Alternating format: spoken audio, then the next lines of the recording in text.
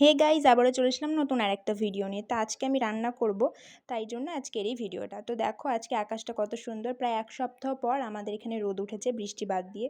তো কি কি রান্না করছি সেটাই দেখতে থাকো। আজকের ভিডিওতে শুধু রান্নার রেসিপিই থাকছে, তো পুরো ভিডিওটা দেখতে থাকবে স্কিপ না করে। ফার্স্টে আমি ভাত রান্নার জন্য জল বসিয়ে দিয়েছি, আর আমাদের কিন্তু উনুনেই রান্না হয়। এবার যেহেতু নিরামিষ সয়াবিনের তরকারি করব, তার জন্য আমি গরম জল দিয়ে লবণ আর হলুদ দিয়ে সয়াবিনটাকে সেদ্ধ করতে দিয়েছিলাম। তারপর একটা মশলার জন্য আমি জিরে, আদা আর পাকা লঙ্কাটা পেস্ট করে মানে শিলনোড়ায় বেটে নিয়েছিলাম। তারপর গিয়েছিলাম গাছে কুমড়ো পাতা তুলতে, যেহেতু কুমড়ো পাতা বাটা করব, তাই কচি কচি দেখতে ভালো ভালো পরিষ্কার কুমড়ো পাতা তুলে এনে সেটা কেটে ধুয়ে ভালো করে ধুয়ে নিয়েছিলাম। তারপর কড়াইয়ে সর্ষের তেল আর কাঁচা লঙ্কা আর গোটা জিরে দিয়ে দিয়েছিলাম। তোমরা কালো জিরেও দিতে পারো, যেহেতু আমি পেঁয়াজ রসুন কিচ্ছু দিচ্ছি না।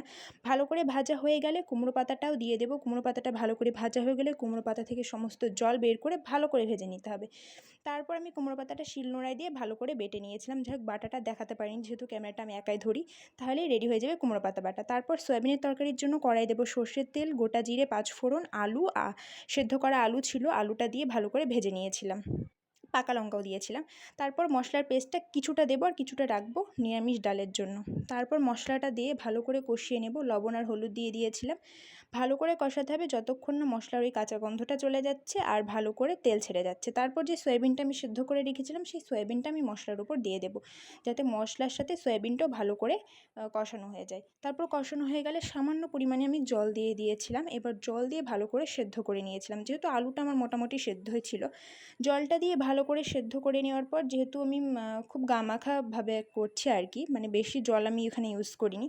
তারপরে জলটা খানিকটা শুকিয়ে গেলে আমি দিয়েছিলাম এখানে গরম মশলা। গরম মশলাটা আমার বাড়িতেই করা ছিল। গরম মশলাটা দেওয়ার পর খানিকটা আমি একটু ঘি দিয়েছিলাম, যেহেতু গরমে ঘিটা একদম গলে গিয়েছিল। তারপর ঘিটা দেওয়ার পর তরকারিটা আমার রেডি হয়ে গেছিলো। একটু নেড়ে চেড়ে নামিয়ে নিয়েছিলাম। তারপর ভেজে নিয়েছিলাম আলুর পাঁপড়, এটা আমাদের বাড়িতেই দেওয়া ছিল। আলুর পাঁপড় করে আমি ডালটা সেদ্ধ করেছিলাম। সেদ্ধ করার পর আমি ডালটা কড়াই দিয়ে দিয়েছিলাম, ভালো করে জল দিয়ে লবণ, হলুদ আর চিনি দিয়ে দিয়েছিলাম পরিমাণ মতো। তারপর ডালটা নামিয়ে নিয়ে কড়াইয়ে আবার দিয়ে দিয়েছিলাম সর্ষের তেল, পাঁচফোড়ন, তেজপাতা আমি দিইনি, তোমরা চাইলে দিতে পারো।